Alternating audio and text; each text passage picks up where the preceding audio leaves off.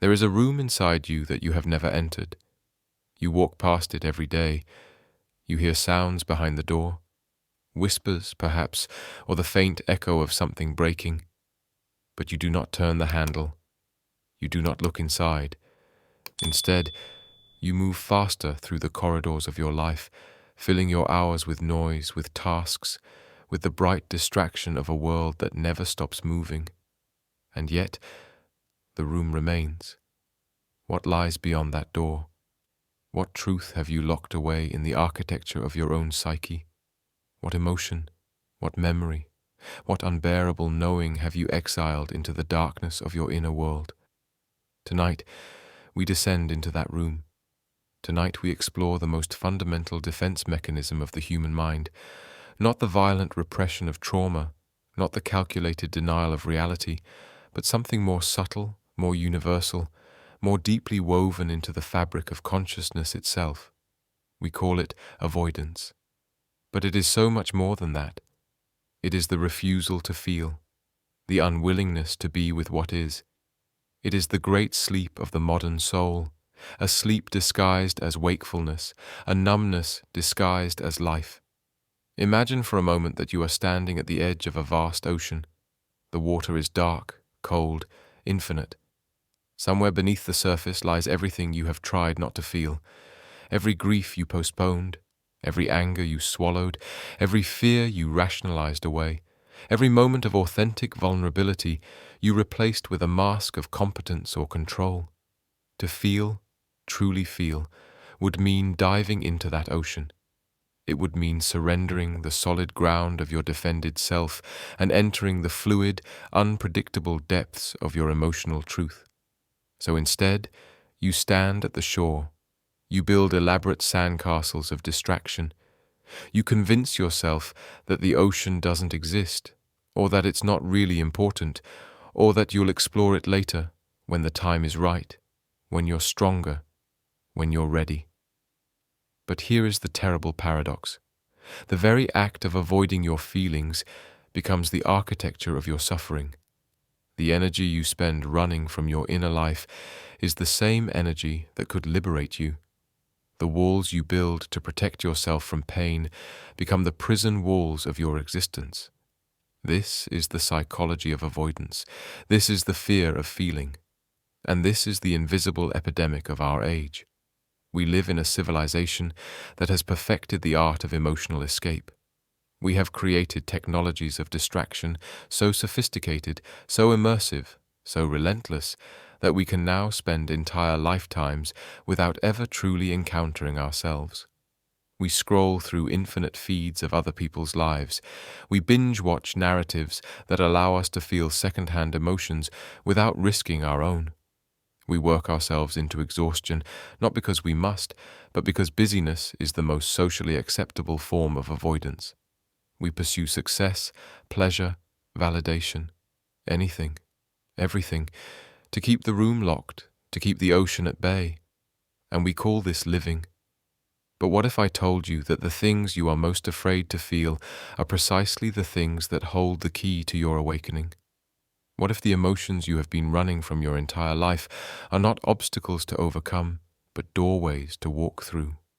What if the fear of feeling is not protecting you from pain, but preventing you from being fully alive? In the ancient world, there was a teaching that most have forgotten. It appears in fragments across cultures, whispered by mystics and philosophers who understood something fundamental about human consciousness.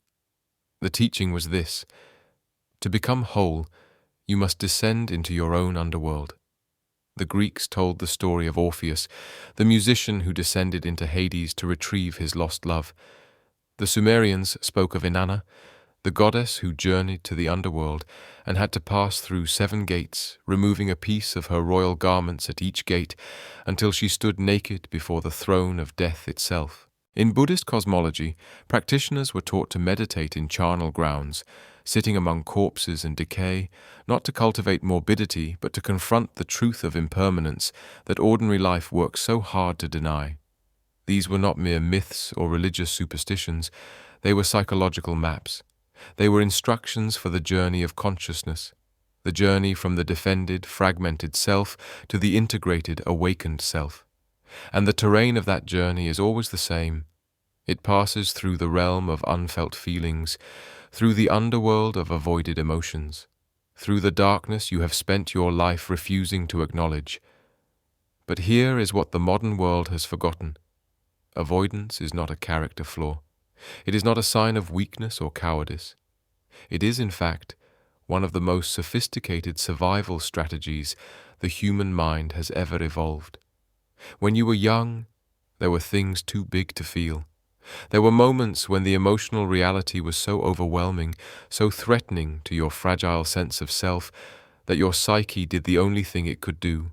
It fragmented. It created distance. It built walls.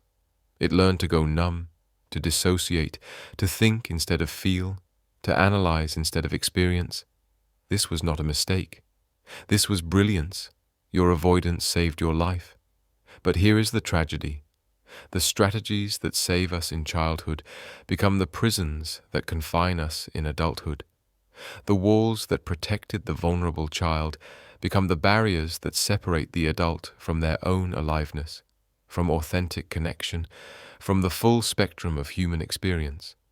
And so we arrive at the central question of this journey, the question that will guide us through the next 2 hours of exploration. What would it mean to finally stop running? What would it mean to turn toward the very thing you have been fleeing your entire life?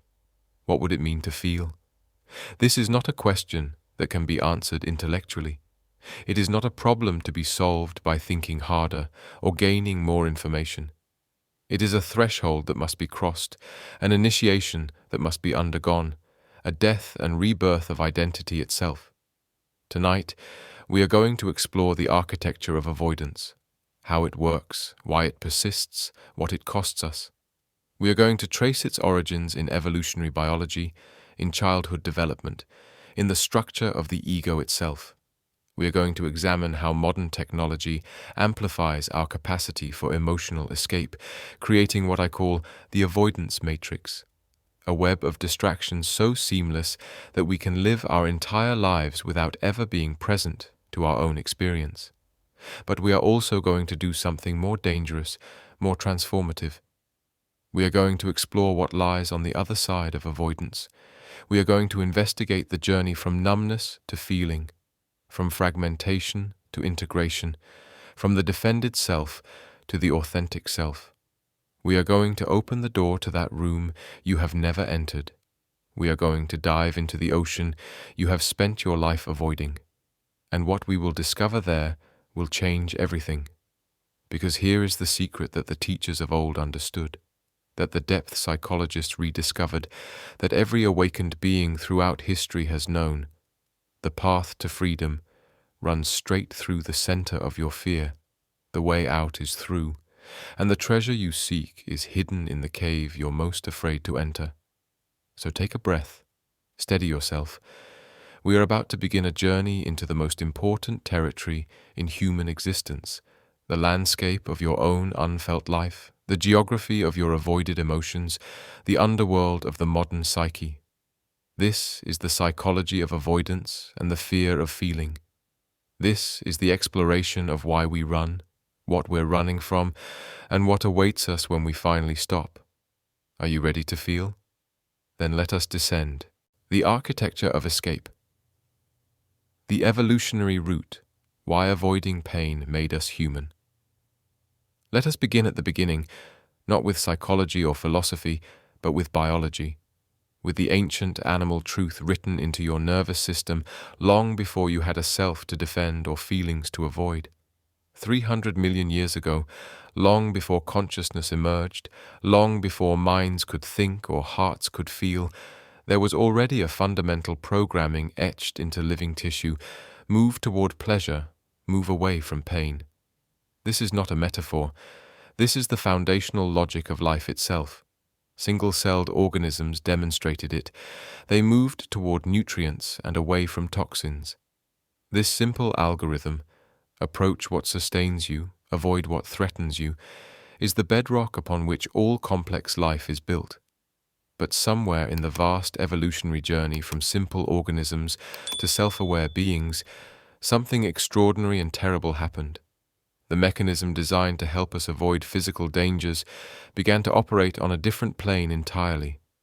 We learned to avoid not just the predator's teeth or the poisonous berry, but something far more subtle. We learned to avoid psychological pain. We learned to avoid feelings, and with that development, we became both the most adaptable and the most tormented species on Earth. Imagine the first moment of psychological avoidance in human history. Perhaps it happened when an early human experienced the death of a loved one, and the grief was too vast, too destabilizing to fully feel. Perhaps it happened when a child felt the terror of abandonment and their nervous system, unable to process the overwhelming emotion, simply shut down, dissociated, numbed, went elsewhere in consciousness while the body remained. This was not weakness. This was the birth of a new survival strategy, one that would allow humans to function even in the face of emotional overwhelm. We developed the capacity to partition our experience, to seal off parts of ourselves, to create internal distance from our own feelings. Psychologists call this dissociation. Neuroscientists understand it as a protective mechanism of the autonomic nervous system. But the ancient teachings called it something else, the birth of the divided self. Because here is what happens when you learn to avoid feeling. You don't just avoid the feeling.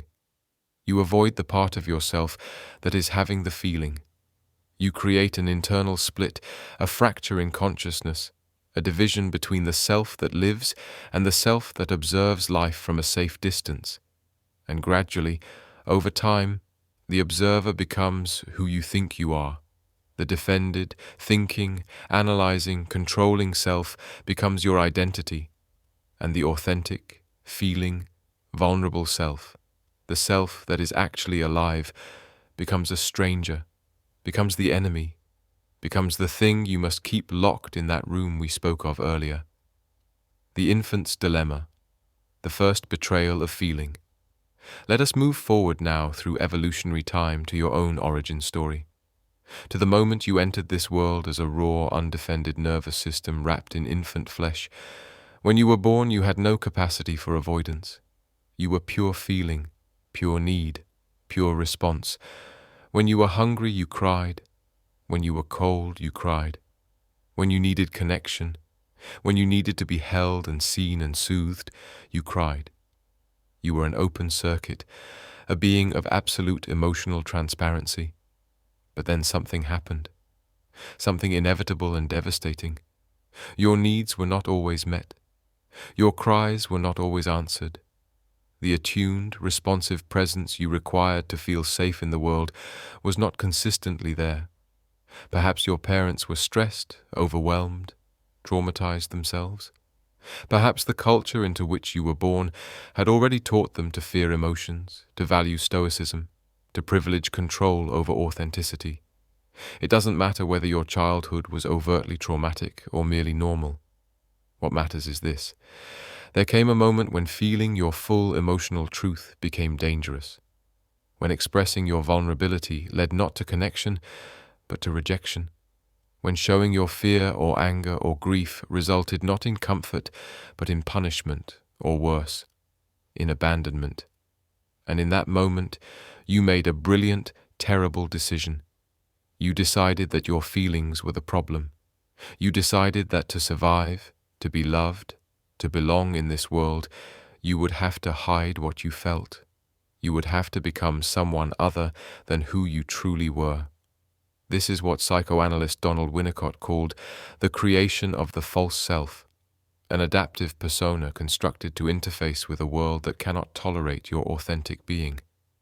This is what Carl Jung meant by the shadow, the parts of yourself you learn to exile into unconsciousness because consciousness cannot bear them. And this is the original wound from which all avoidance flows, the unbearable discovery that being yourself is not safe.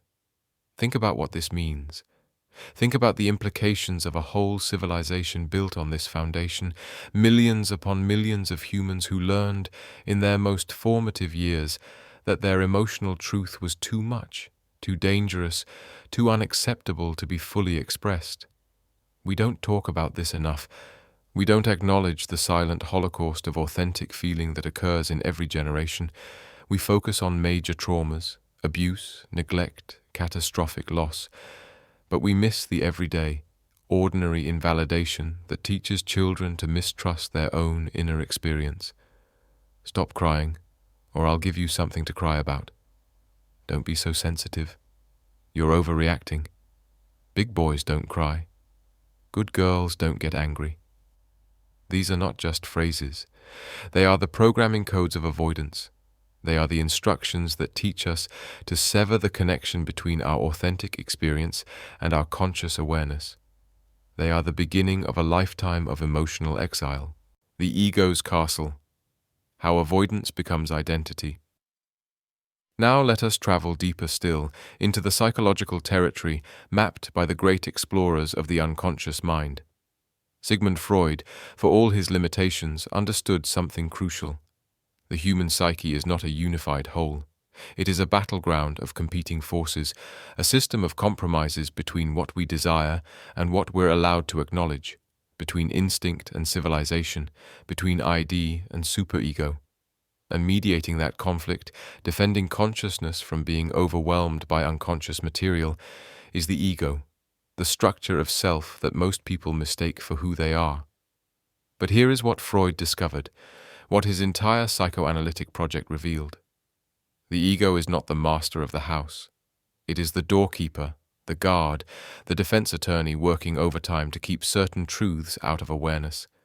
And its primary tool? Avoidance. Freud called these tools defense mechanisms: repression, denial, projection, rationalization, intellectualization, sublimation.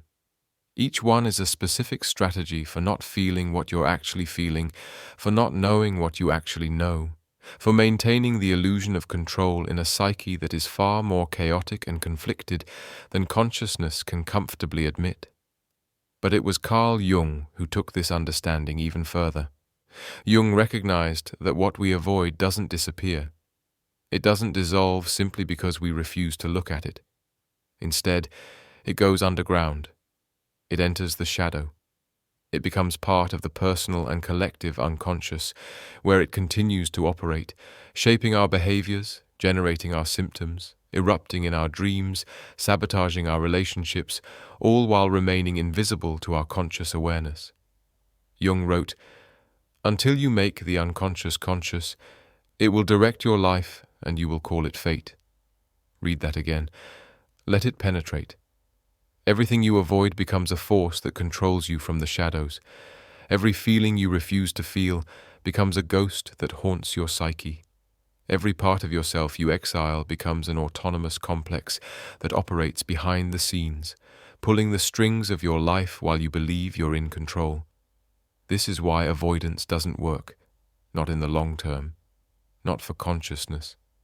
Because the psyche insists on wholeness, it insists on integration, and it will continue generating symptoms: anxiety, depression, addiction, psychosomatic illness, relationship patterns, self-sabotage, until you finally turn around and face what you've been running from. Think about your own life for a moment. Think about the patterns that repeat, the same conflicts in different relationships, the same anxieties that emerge no matter how much you try to control your circumstances, the same sense of something missing, something incomplete, no matter how much you achieve or acquire. These are not random. These are not signs that something is wrong with you. These are the psyche's way of pointing back toward the avoided, the unfelt, the exiled. These are breadcrumbs leading you back to that locked room, that avoided ocean, that part of yourself you most need to integrate. Your symptoms are not the problem. They are the solution trying to emerge. They are the voice of the authentic self, calling you home. The philosopher's warning: existential avoidance and the death we deny. But we must go deeper still. Because beneath the psychological mechanisms of avoidance, beneath the ego's defenses and the shadow's contents, there lies a more fundamental terror, a more primordial source of our refusal to feel. The existentialist philosophers, Kierkegaard, Heidegger, Sartre, Camus, understood something that psychology often misses. Much of human avoidance is not about specific feelings or memories. It's about existence itself. It's about the unbearable weight of being conscious in a universe that offers no inherent meaning, no guaranteed security, no escape from death. Martin Heidegger wrote about das Man, the they, the way humans lose themselves in the anonymous crowd, in social roles and cultural scripts, to avoid confronting their own authentic existence. He argued that most people live in a state he called fallenness, not as a moral judgment, but as a description of the human tendency to flee from the anxiety of genuine being into the comfortable inauthenticity of the public self. And at the root of this flight, the confrontation with death, the awareness of finitude, the knowledge that you are a temporary arrangement of matter and consciousness in an indifferent cosmos, and that one day you will cease to be. This is not a feeling you can avoid through distraction alone. This is a truth woven into the very fabric of self-aware existence, and the realization of it, really feeling it, really letting it land, is so overwhelming that most humans will do almost anything to keep it at arm's length. We create elaborate philosophies of immortality. We build empires and monuments. We have children and tell ourselves we live on through them.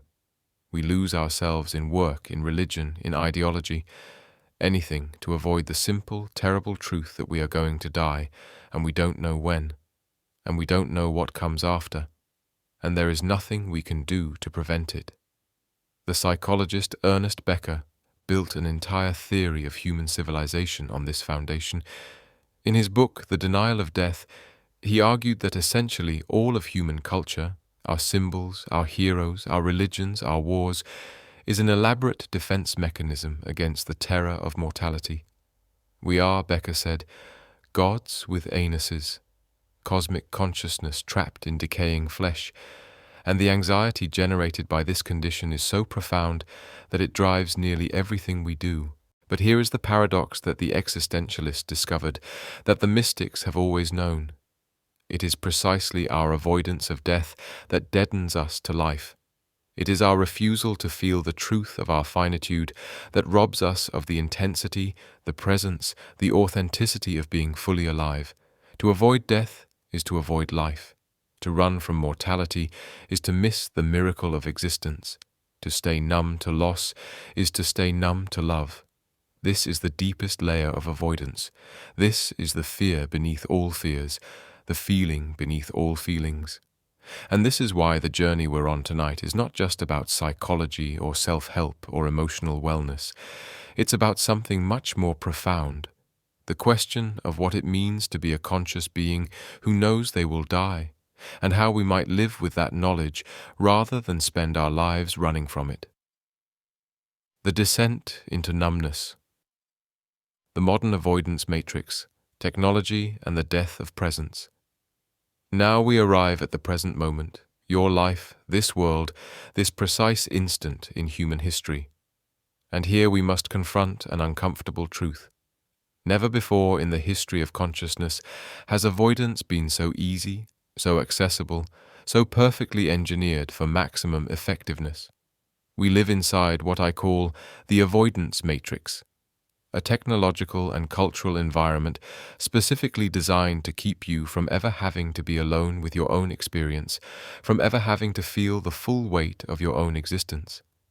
Consider your phone, that small glass rectangle in your pocket. It is not just a communication device. It is not just a tool. It is a portal to infinite distraction, an escape hatch from presence, a perfectly calibrated machine for emotional avoidance. The algorithms that govern your digital life are not neutral. They are not simply showing you what you want. They are learning, with increasing sophistication, how to hijack your attention, how to generate compulsive engagement, how to keep you scrolling, clicking, consuming, anything to keep you from putting the device down and being present to the actual texture of your life. And why does this work so well? Because these algorithms are exploiting the same evolutionary vulnerabilities that make avoidance possible in the first place. They trigger dopamine just reliably enough to keep you coming back. They create the illusion of connection while delivering isolation. They offer the simulation of experience while preventing actual experience from occurring. Think about it. When was the last time you sat with uncomfortable emotions without immediately reaching for your phone? When was the last time you felt anxious or bored or lonely and simply allowed yourself to feel it rather than immediately numbing out with scrolling, gaming, streaming, shopping? The average person now checks their phone over 100 times per day. We spend an average of 7 to 8 hours daily engaged with screens. We wake up and immediately enter the digital realm before we've even fully entered consciousness. This is not living. This is fugue state. This is mass dissociation disguised as connection. But the technology is just the most visible layer of the avoidance matrix. Look deeper, and you see how our entire civilization is structured around the avoidance of feeling. Our workplaces demand productivity, efficiency, performance, but not presence, not vulnerability, not authentic human emotion. Our medical system dispenses medication to manage symptoms, but rarely asks what those symptoms are trying to communicate. Our educational systems teach us to analyze and categorize and test, but not to be with, to feel, to integrate. We have created a culture of permanent distraction, constant stimulation, relentless forward motion, all designed to keep us from having to stop and confront the question, what am I actually feeling right now? The anatomy of numbness, how avoidance rewires the brain. Now let us turn to neuroscience to understand what happens in the physical substrate of consciousness when avoidance becomes chronic, when the refusal to feel becomes the default mode of existence. Your brain is not a static organ, it is neuroplastic, constantly rewiring itself based on what you do, think, and feel. And when you habitually avoid certain emotions or experiences, your brain adapts. It creates neural pathways that make avoidance easier and easier, while simultaneously making authentic feeling more and more difficult to access. This is why numbness can become so totalizing. It's not just a psychological state, it's a neurological condition. The neural networks associated with emotional awareness and regulation can actually atrophy from lack of use, while the networks associated with cognitive override and emotional suppression become hyperactive. Neuroscientist Stephen Porges's polyvagal theory helps us understand this at an even deeper level.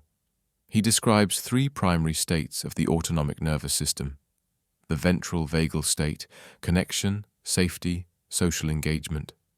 This is where you can feel, where you're open to experience, where authentic relating is possible. The sympathetic state, fight or flight, activation, mobilization.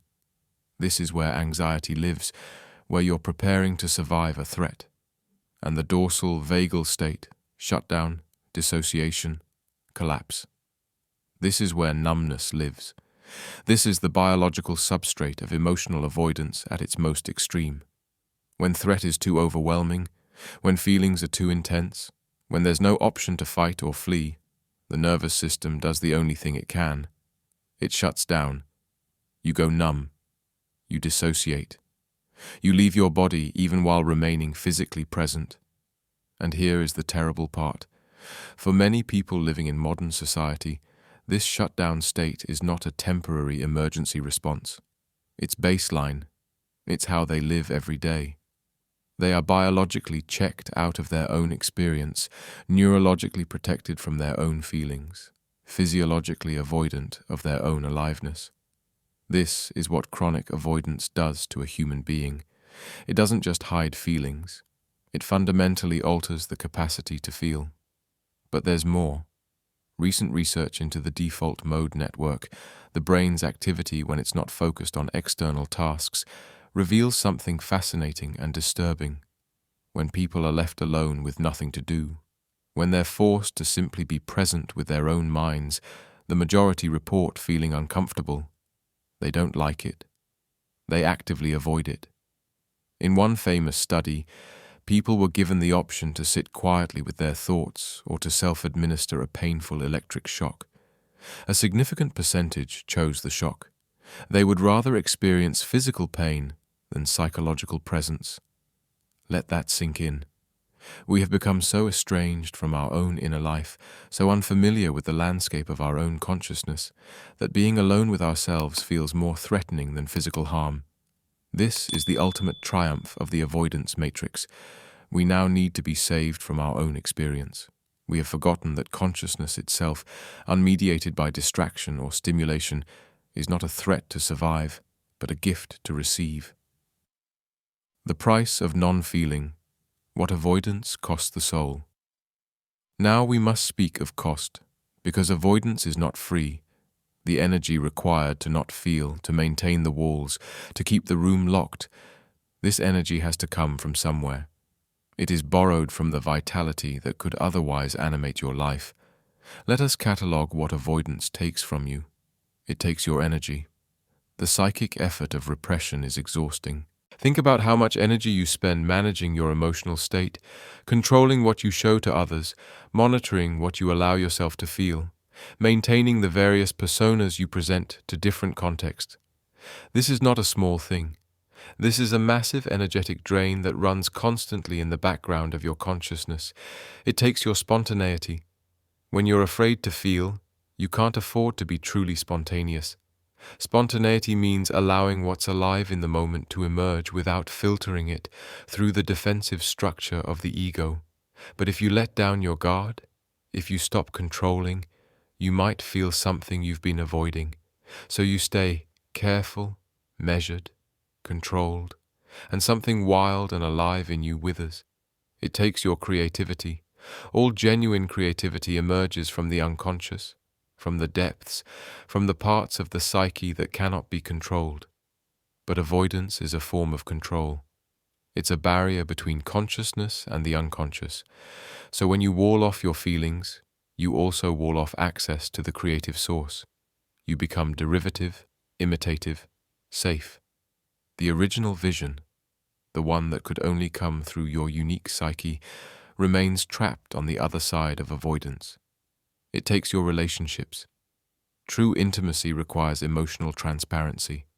It requires the willingness to be seen in your vulnerability, to let another person encounter not just your persona, but your authentic self.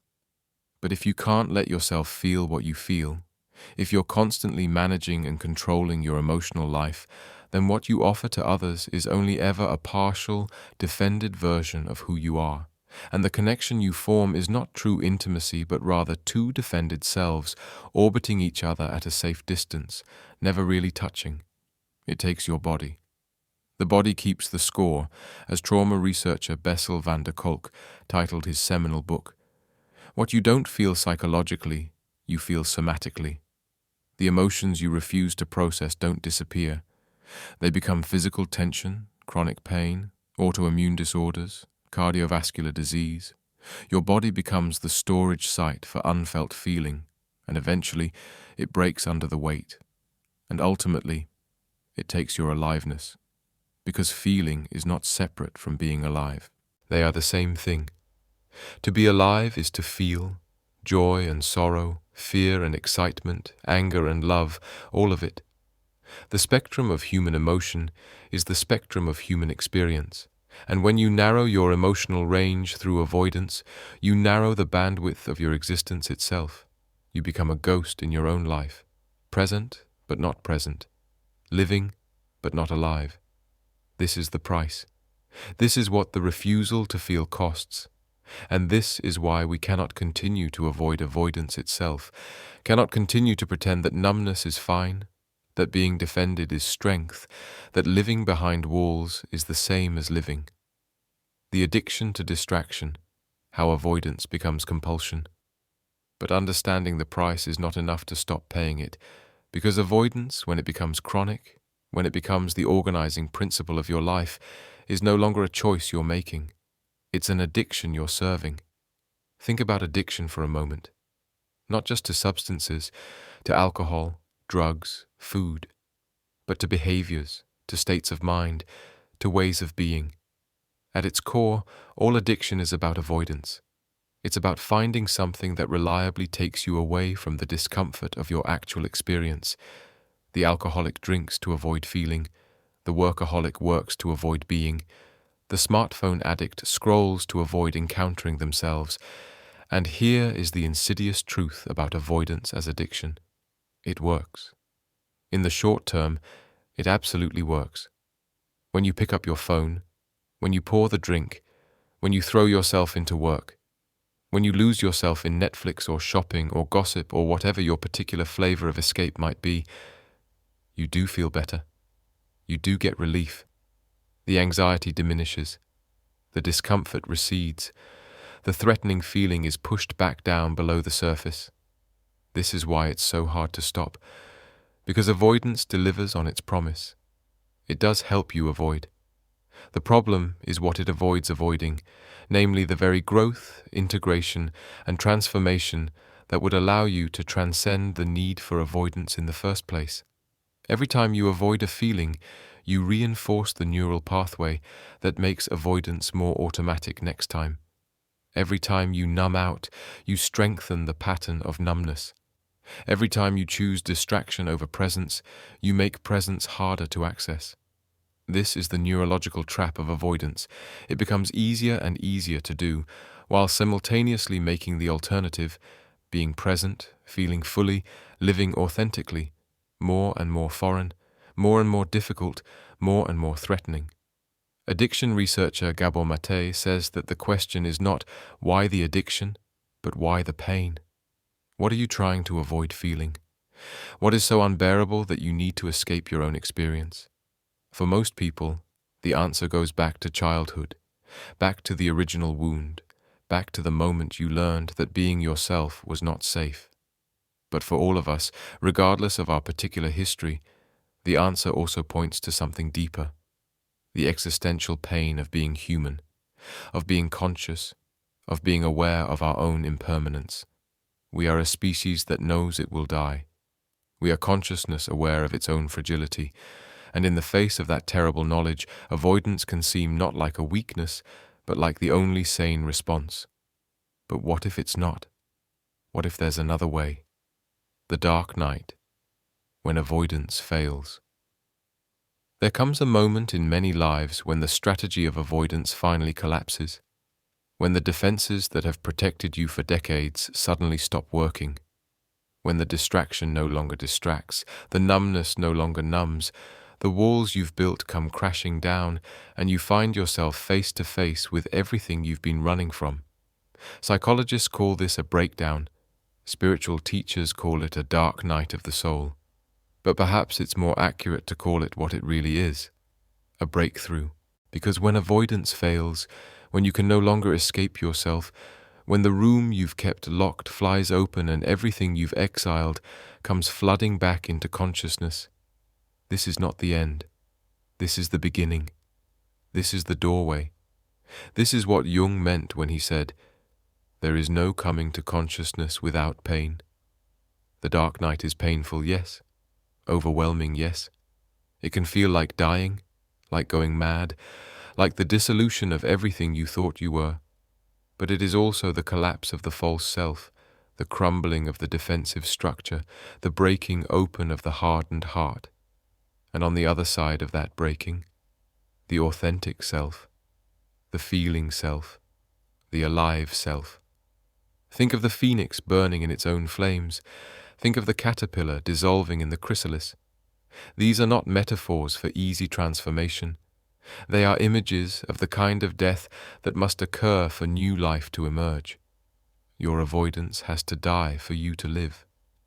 Many of you listening right now may be in the midst of your own dark night. You may have reached the place where nothing works anymore, where the old strategies of escape have been exhausted, where you're being forced to confront what you've spent your whole life avoiding. If that's you, if you're in that fire right now, then hear this. You are not broken. You are not failing. You are transforming. The pain you feel is not the pain of dying, but the pain of being born, born into your authentic self, born into the capacity to feel, born into the fullness of what it means to be truly alive. This is the descent we were promised at the beginning. This is the underworld journey. And like all who have descended before you, like Orpheus and Inanna and every hero who has faced the darkness, you will not emerge unchanged. The question is, will you resist the transformation, or will you surrender to it? The courage to feel the return to the body. Where feeling begins. If avoidance lives in the head, in thought, analysis, abstraction, control, then feeling lives in the body. This is where the return journey must begin. Your body has been waiting for you. It has held every unfelt emotion, every suppressed experience, every moment of pain or joy or terror that consciousness was not ready to process. The body is the archive of your unlived life, the library of your avoided self. And unlike the mind, which can deceive itself indefinitely, the body does not lie. This is what the wisdom traditions have always known, what trauma therapy is rediscovering, what neuroscience is confirming. You cannot think your way out of emotional avoidance. You have to feel your way out. And feeling is a somatic event, not a cognitive one. So the first step in the journey from avoidance to authenticity is simple, though not easy. Come back to your body. Notice your breath, not to change it, not to control it, but simply to feel it.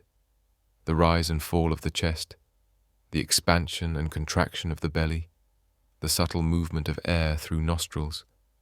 Notice sensation, the pressure of your body against whatever surface supports it, the temperature of your skin, the subtle tingling or heaviness or lightness in different areas. Notice tension. Where are you holding? Where is the body contracted, defended, armored? What would happen if you softened that holding, even just a little? This is not a technique. This is not meditation practice for its own sake. This is the beginning of re-establishing the connection between consciousness and embodied experience. This is learning to inhabit yourself again, because here is the truth. You cannot feel what you cannot sense. If you're not in your body, if you're living entirely in your head, then emotion has nowhere to land, nowhere to be processed, nowhere to complete its cycle. And so it accumulates, it builds, it creates pressure, until eventually it erupts in ways you can't control. In panic attacks, in rage, in illness, in breakdown. The body is not the enemy of consciousness. It is the foundation of consciousness. And learning to be present to bodily sensation is learning to be present to life itself. But let me be clear. When you first return to the body after years of dissociation, after decades of living in your head, it can be uncomfortable. The sensations you encounter may be unpleasant. You may feel anxiety, grief, anger, all the things you've been avoiding. This is normal. This is expected. This is part of the process. The body is releasing what it has been storing. The dam is breaking, and the flood, though intense, is also cleansing. The key is to stay, to not immediately flee back into avoidance when discomfort arises, to develop what therapists call distress tolerance, the capacity to remain present even when experience is difficult. Because here is the secret that only presence reveals. Emotions are not actually dangerous. They are intense, yes. They are uncomfortable, yes. But they cannot hurt you. They are just energy moving through your nervous system, sensation arising in your body, biochemical events happening in time. What makes emotion seem dangerous is the story you tell about it, the interpretation, the meaning you assign, the fear that if you start feeling, you'll never stop, that you'll be overwhelmed, that you'll lose control, that you'll fall apart. But these are thoughts about feeling, not feeling itself. And when you can separate the two, when you can experience the raw sensation of emotion without the catastrophic narrative, you discover that feeling is not only bearable, but actually liberating. Each wave of emotion that you allow to move through you is a wave of energy that no longer needs to be held as tension, suppressed as numbness, or acted out as symptom. Each feeling that you feel fully is a piece of your exiled self coming home. The practice of presence, learning to be with what is now. We come to the heart of the matter, the core practice that makes the journey from avoidance to authenticity possible. Presence. Presence is not a mystical state. It is not something you achieve. It is simply the act of being here, now, with what is, without resistance, without avoidance, without the constant attempt to manage or control or escape your experience. Sounds simple, doesn't it? But try it. Try to be present for just 60 seconds, fully present, not thinking about the past or future, not narrating your experience, not judging or analyzing or fixing, just being with the raw immediacy of this moment.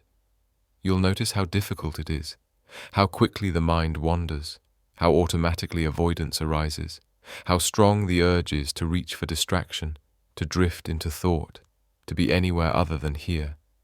This is the work. This is the practice. Not achieving some perfect state of presence, but noticing when you've left and choosing to return. Again, and again, and again, and slowly, gradually, something shifts. The more you practice presence, the more you develop what meditation teachers call equanimity, the capacity to remain balanced and centered, even when experience is challenging. You learn that you can feel anger without acting it out. You can feel fear without being consumed by it. You can feel grief without collapsing into it. You learn, in other words, that you are larger than your emotions, not separate from them, but not identical with them either. You are the space in which emotions arise and pass, the awareness that can hold all experience without being overwhelmed by any particular experience. This is crucial, because one of the reasons people avoid feelings is that they're afraid of being overwhelmed, of losing themselves in the emotion. But that fear is based on a case of mistaken identity. You've identified yourself as the emotion rather than as the awareness of the emotion. When you rest in awareness itself, when you recognize yourself as the consciousness that witnesses all experience, then no particular experience can threaten you. Emotions become weather patterns moving through the sky of your awareness. Intense sometimes, uncomfortable sometimes, but always temporary, always changing, always part of the larger totality of your being. This is what meditation reveals. This is what presence teaches. And this is what makes feeling possible. The recognition that you are not your feelings, but you are not separate from them either. You are the space of consciousness in which feeling occurs. But presence is not just a meditation practice. It's a way of being in the world. It's the quality you bring to all of life, to conversation, to work, to relationship, to the simple act of washing dishes or walking down the street. When you're present, really present, something miraculous happens. Life becomes vivid again. Colors are brighter, sensations are more textured.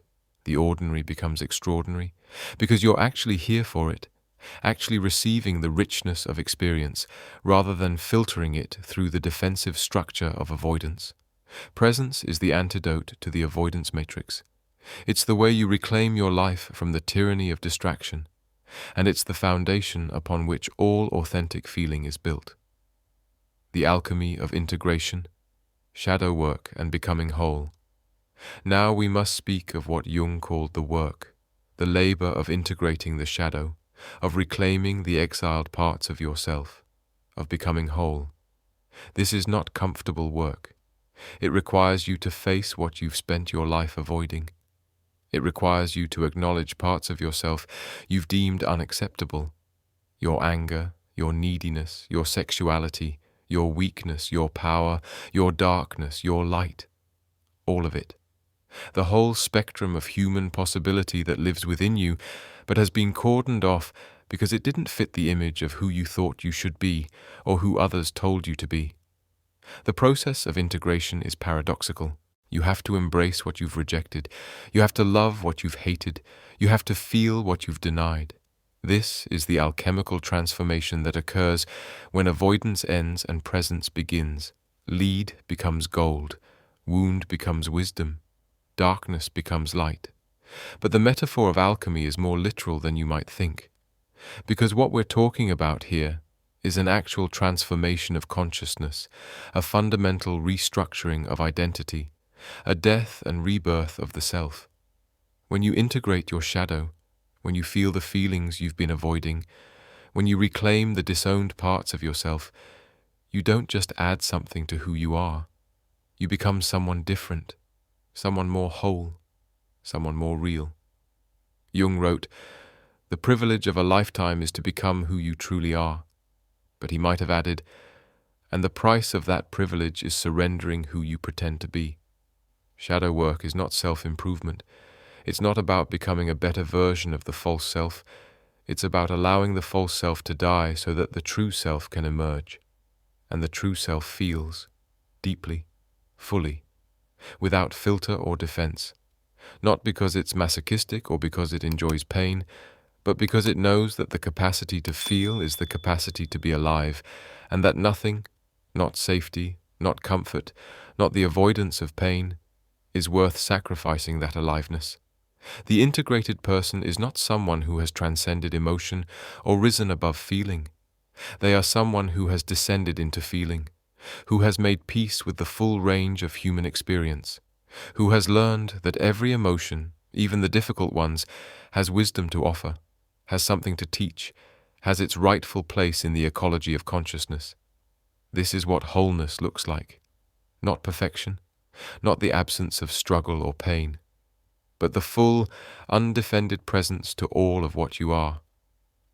The technology of consciousness, AI, enhancement, and the future of feeling. Now let us turn our gaze forward toward the frontier of consciousness that is emerging in our time. We live in an extraordinary moment. For the first time in human history, we are developing technologies that don't just extend our physical capacities, but potentially our cognitive and even emotional capacities. Artificial intelligence, brain-computer interfaces, neurological enhancement. These are no longer science fiction. They are the emerging reality. And this raises a profound question. As we develop more sophisticated technologies for consciousness itself, how will they affect our relationship to feeling? Will they become new tools for avoidance, or might they offer pathways to deeper presence? Consider the promise of AI companions designed to provide emotional support, virtual therapists that can listen without judgment, that can provide cognitive behavioral interventions on demand, that can help you process difficult emotions in real time. On one level, this could be revolutionary. Access to psychological support could be democratized. People who can't afford therapy or who live in areas without mental health services could have access to 24/7 emotional assistance. But on another level, this could be the ultimate extension of the avoidance matrix. Rather than learning to be with our own experience, rather than developing the capacity to feel without needing to immediately fix or change what we're feeling, we could outsource emotional processing to AI. We could create a situation where we never have to be alone with ourselves, where discomfort is immediately mediated by technological intervention. The question becomes, are we using technology to enhance consciousness, or to escape from it? But there's another possibility. What if we could develop technologies of consciousness that actually facilitate presence rather than enable avoidance? What if we could create tools that help people return to their bodies, that guide them into deeper states of feeling and integration? This is already beginning to emerge. Neurofeedback technology that helps people regulate their nervous systems. Virtual reality experiences designed to facilitate emotional catharsis and therapeutic breakthrough. Psychedelic-assisted therapy that allows people to safely access and process deeply repressed material. These technologies, used wisely, could accelerate the journey from avoidance to authenticity. They could give people access to states of consciousness that would otherwise take years of meditation or therapy to reach.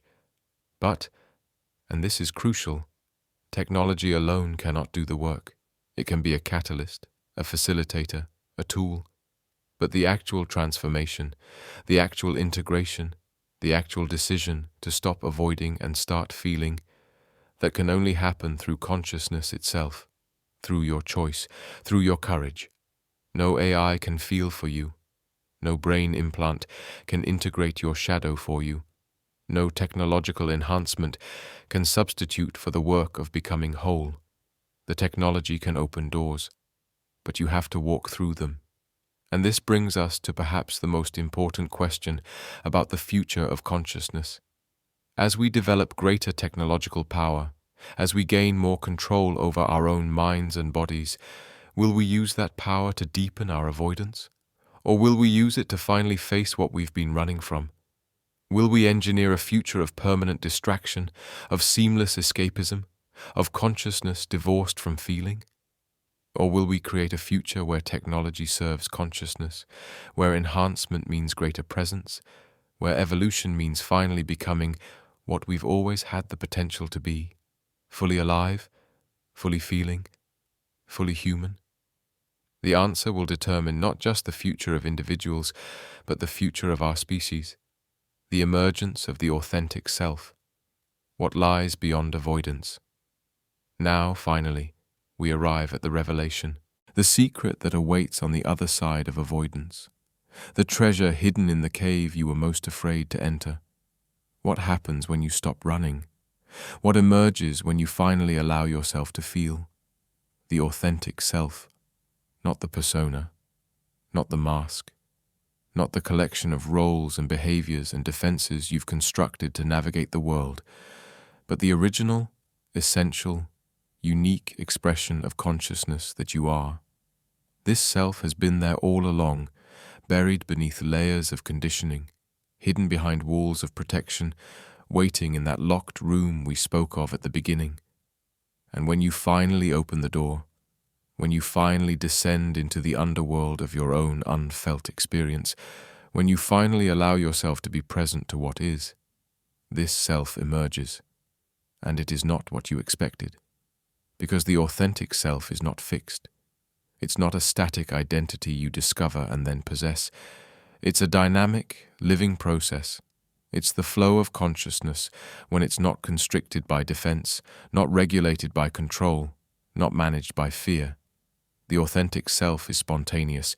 It responds to the moment without filtering everything through past patterns. It's creative. It generates new possibilities rather than repeating old programs. It's relational. It can actually meet another person because it's not preoccupied with defending itself.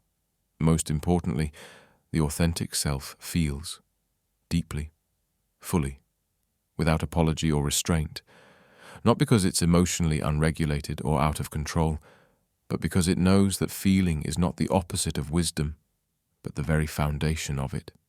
The person who has stopped avoiding, who has learned to feel, who has integrated their shadow and reclaimed their wholeness.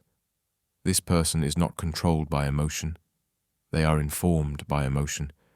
They use feeling as a source of intelligence, as a guidance system, as a way of being present to the subtle realities that conceptual thought alone cannot grasp.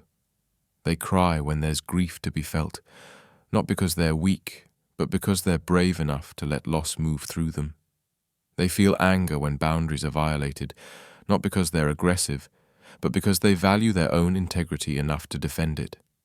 They feel joy without needing to analyze it or hold it at arm's length, because they're no longer afraid that allowing themselves to be happy will make inevitable disappointment unbearable. They feel all of it, the full catastrophe of human existence, and in that fullness they find a richness, a depth, an aliveness that the defended life can never know. This is what awaits you beyond avoidance, not endless pain, not overwhelming chaos, but life itself, vivid, direct, unmediated, real. This is the promise that was whispered by the ancient mysteries, that was taught by the depth psychologists, that was demonstrated by every awakened being throughout history. When you finally stop running and allow yourself to feel, you don't fall apart. You come together, you become whole, and so we return, back from the underworld, back from the descent into the psychology of avoidance and the fear of feeling, back to this moment, this breath, this consciousness reading these words. But you are not the same as when we began. Something has shifted. Even if you can't name it, even if you don't yet fully understand it, something in you knows. The door to that locked room is no longer completely closed. The ocean you've been avoiding is no longer quite as terrifying. The journey from avoidance to authenticity is no longer just an abstract concept, but a living possibility. Because you've seen it now. You've glimpsed what lies on the other side of the fear. You've felt, at least for a moment, what it might be like to stop running and allow yourself to be present to the full spectrum of your experience. And once you've seen it, you can't unsee it. Once you've tasted authentic presence, numbness tastes like poison. Once you've experienced even a moment of true feeling, avoidance feels like death. This is both the blessing and the burden of awakening. You can't go back to sleep once you've woken up. So what now? What do you do with this knowledge, this possibility, this invitation? The answer is simple, though not easy. You practice. You practice coming back to your body when you notice you've drifted into your head. You practice staying present when the urge to avoid arises. You practice feeling what you feel without immediately reaching for distraction. You practice being with what is, even when what is feels uncomfortable. And slowly, gradually, moment by moment, breath by breath, you reclaim your life from the tyranny of avoidance. You rebuild the connection between consciousness and experience. You integrate the exiled parts of yourself. You become whole. This is not a one-time transformation.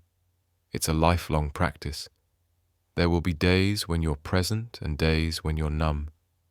Days when you feel everything and days when you feel nothing.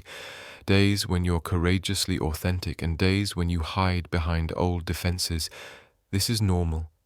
This is human. The journey of consciousness is not linear. It spirals.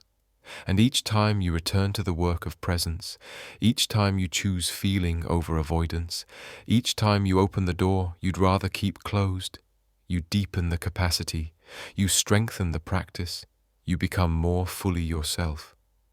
Let me leave you with a final image, a final teaching, a final gift to carry with you as you continue your journey. Imagine yourself as a river. For most of your life, you've been trying to control the river, building dams, diverting the flow, creating reservoirs to contain the water. This is avoidance.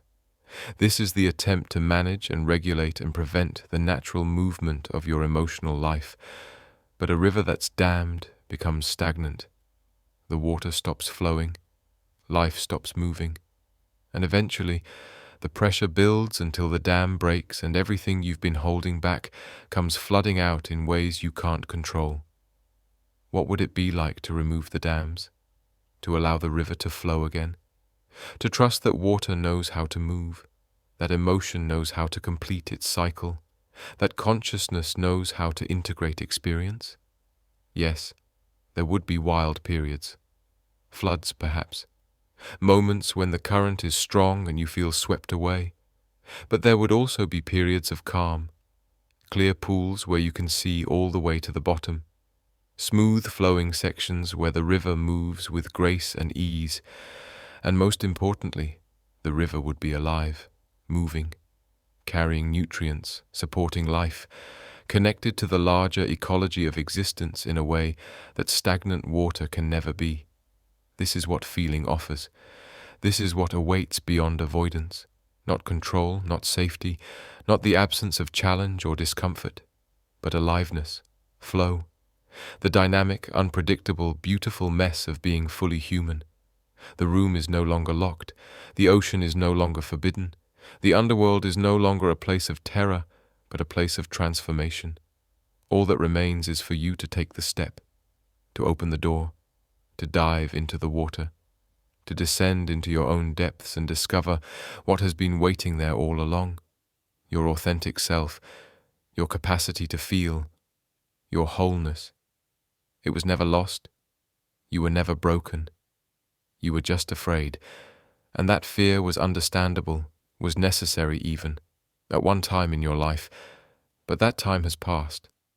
The child who needed to protect themselves with avoidance has grown. And the adult you are now can handle what the child could not. You have the resources now, the awareness, the capacity. You are ready to feel. And in that feeling, you will find not the destruction you feared, but the liberation you've always longed for. This is the psychology of avoidance and the fear of feeling. This is the journey from numbness to presence, from fragmentation to wholeness, from the defended self to the authentic self. And this is your invitation to stop running, to start feeling, to become fully alive. The question that remains is not whether you can do it. You can. The question is simply, will you? Will you choose presence over avoidance? Will you choose feeling over numbness? Will you choose life over the mere simulation of life? The door is open. The ocean awaits. The journey begins now. Are you ready to feel?